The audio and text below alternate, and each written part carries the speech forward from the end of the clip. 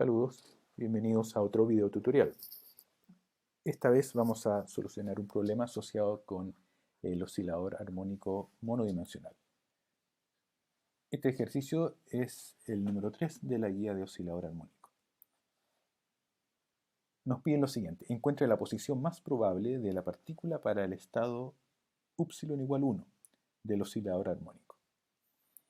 Pues bien, debemos recordar cuál es la forma que tiene esta función de onda de la partícula que tiene este comportamiento armónico. Cuando es upsilon igual 1, significa que debemos tomar en cuenta la función de onda correspondiente a ese número cuántico, y como nos pide la posición más probable, es decir, cuál es la probabilidad de encontrar esta partícula de manera más favorable, es decir, a lo largo del eje X, donde existe la mayor probabilidad de encontrar a esta partícula que tiene comportamiento de acuerdo al modelo de oscilador armónico monodimensional, significa que debemos tomar la función de distribución de probabilidad, psi sub 1, extraer el valor absoluto y elevarla al cuadrado. ¿Para qué se eleva al cuadrado? Bueno, recordemos que la función de onda del oscilador armónico monodimensional, en este caso,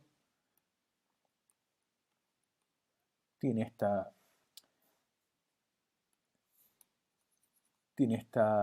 forma, esta función a lo largo del eje X, y cuando extraemos el valor absoluto y elevamos al cuadrado, adquiere esta otra forma.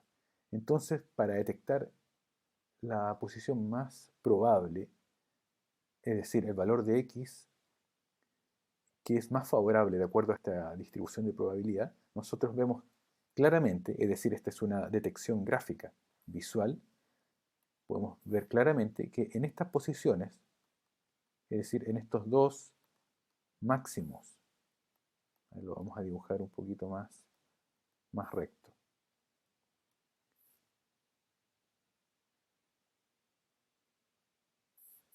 Aquí, por ejemplo, aquí y acá se encuentran las mayores probabilidades de encontrar a esta partícula. Y lo que nos están pidiendo es hallar las posiciones más probables, es decir, hallar esos valores de X para los cuales la probabilidad es máxima. Entonces, esta gráfica nos ayuda, por lo menos, a anticiparnos que son dos resultados que debemos esperar, que se encuentran simétricamente localizados alrededor del eje donde se encuentra definida el cuadrado del valor absoluto de esta función, y por lo tanto, si nosotros queremos detectar los valores de X, lo que debemos hacer es derivar esta función, este cuadrado de valor absoluto de la función de onda en el estado 1, con respecto a X, e igualar a 0. Al igualar a 0, vamos a poder despejar el valor de X y encontrar esos valores de X que nos entregan las máximas probabilidades. Por lo tanto, nos dirigimos ahora a la función de onda correspondiente, psi sub 1,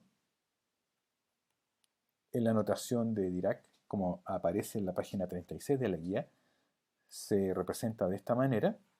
Explícitamente eso corresponde a esta expresión,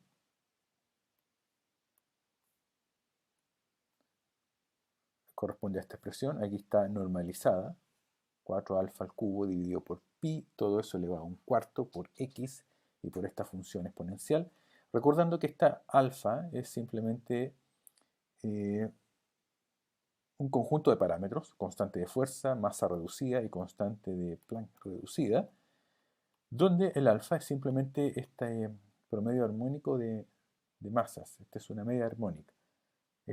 Esto proviene de una media armónica, de esa definición, de tal manera que en el caso en que tengamos dos masas igualmente importantes, por ejemplo en el caso de una molécula diatómica, debemos considerar esta expresión para la masa del sistema, para la masa del oscilador armónico. Por ejemplo, una molécula de nitrógeno o una molécula eh,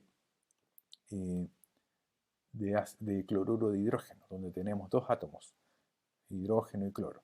Ahora, si una de las masas es extremadamente pequeña al lado de la otra, por ejemplo, si la masa m sub 2 corresponde a la masa de un electrón y m1 a la masa del protón, claramente la masa del protón supera a la del electrón y por lo tanto m2 es despreciable frente a m1. Y en ese caso, cuando m2 es despreciable frente a m1, en el denominador solamente queda m1, pero se cancela con el m1 del numerador y al final la expresión de la masa mu se reduce simplemente a una de las masas, que en este caso sería de la partícula más ligera. En este caso sería la masa del electrón. Por lo tanto, en un sistema como este, la partícula que estamos tratando puede ser considerada, por ejemplo, el electrón y por lo tanto, en este parámetro, en esta expresión del parámetro alfa, simplemente ahí iría la masa del electrón únicamente. Pero vamos a lo que nos interesa en este problema. Hallar entonces el valor de x. Y para hallar el valor de x debemos considerar el cuadrado del valor absoluto de esta función. ¿Cuál es el cuadrado del valor absoluto?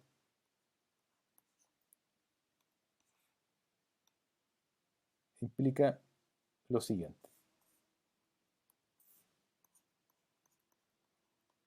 Tomamos la función, extraemos valor absoluto y elevamos al cuadrado.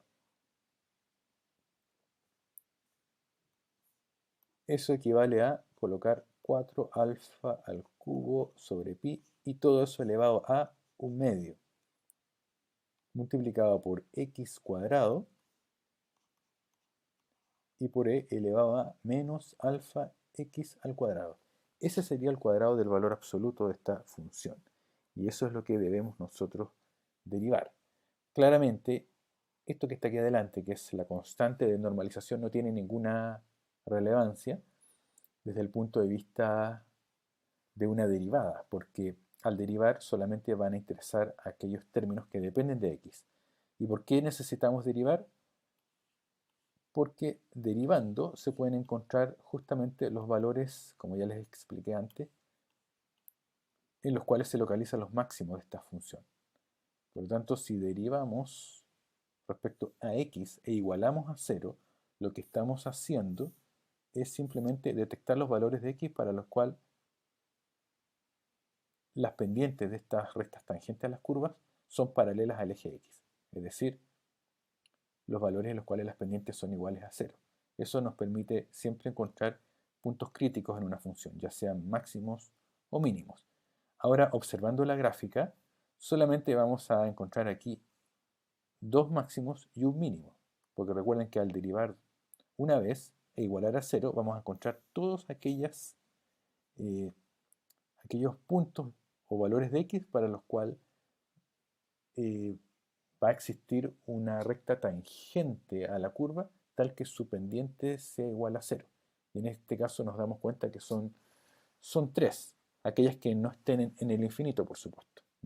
Es decir, tenemos un valor centrado en el origen, que no nos interesa porque esa no es la máxima probabilidad, esa es la mínima probabilidad, y vamos a tener dos valores localizados simétricamente alrededor del eje vertical, que son los valores que a nosotros nos interesan de x. Entonces vamos a hallar esos valores. Ya sabemos ya que la constante de normalización no nos interesa, incluso podríamos representarla, esa constante, como simplemente un c sub 1 al cuadrado, para no estar escribiendo a cada rato 4 alfa al cubo sobre pi elevado a un medio.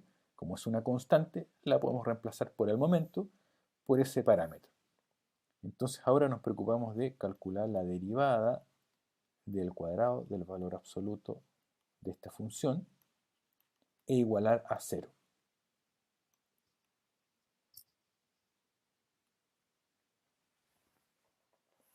Hagámoslo.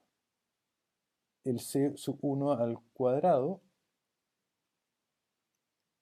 asumiendo que es real, que sea real o imaginario no tiene mayor relevancia, insisto, porque es el cuadrado del valor absoluto. Si lo colocamos sin valor absoluto, estamos suponiendo que es una constante de normalización real, que de hecho así es como la presentamos en la guía de ejercicio. Así que no hay ninguna pérdida de generalidad. Y la derivada, para no extenderme mucho en los aspectos que tienen que ver con el cálculo diferencial, voy a colocar simplemente el resultado de esta derivada. Ustedes por favor verifíquenlo. Yo les he dicho más de una vez que este no es un curso de cálculo diferencial integral, por lo tanto, a estas alturas del semestre ya podemos saltarnos algunos pasos como simplemente las derivadas propiamente tal. Esto es igual a 0 entonces. Entonces, la derivada de este cuadrado de valor absoluto de la función respecto de x tiene esta expresión. Las soluciones posibles, si ustedes se fijan bien, son varias. Factoricemos al máximo esta expresión. Por ejemplo, podemos factorizar por 2x y tenemos 1 menos alfa x cuadrado por e elevado a menos alfa x cuadrado. Para que toda esta expresión sea igual a 0, tenemos una primera posibilidad, que x sea igual a 0. Pero ya sabemos que esa opción no nos interesa porque no nos indica la máxima probabilidad, nos indica la mínima probabilidad. De hecho, ahí hay un nodo, por lo tanto no hay ninguna probabilidad de encontrar la partícula en el origen, porque justamente hay un nodo. La probabilidad de encontrarla allí es mínima, 0. Por lo tanto, ese valor de x queda descartado, no nos interesa.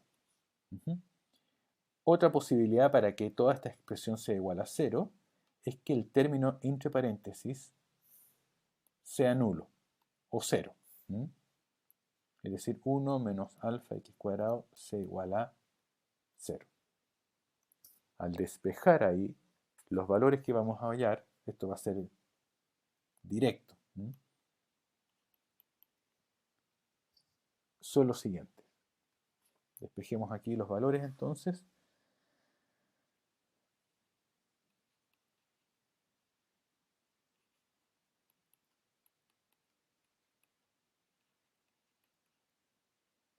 Es decir, más menos alfa elevado a menos un medio. Tenemos dos valores posibles. Por lo tanto, los valores de x en función de alfa son x igual alfa elevado a un medio y x igual menos alfa elevado a menos un medio. Ambos son menos un medio, perdón. Lo que cambia solamente es el signo que va antecedido al parámetro alfa. Pero la potencia, por supuesto, de alfa es siempre menos un medio de acuerdo al resultado algebraico. Por supuesto, si nos piden otro tipo de respuesta o en las alternativas aparecen otras expresiones, significa que simplemente debemos considerar a qué es igual alfa. En este caso, alfa es igual a todo este parámetro. La constante de fuerza, la masa reducida, la constante de Planck reducida. Pero el ejercicio tal como está planteado, si no hay ninguna restricción mayor, es simplemente alfa elevado a menos un medio y menos alfa elevado a un medio. Esas serían las dos respuestas posibles para este problema.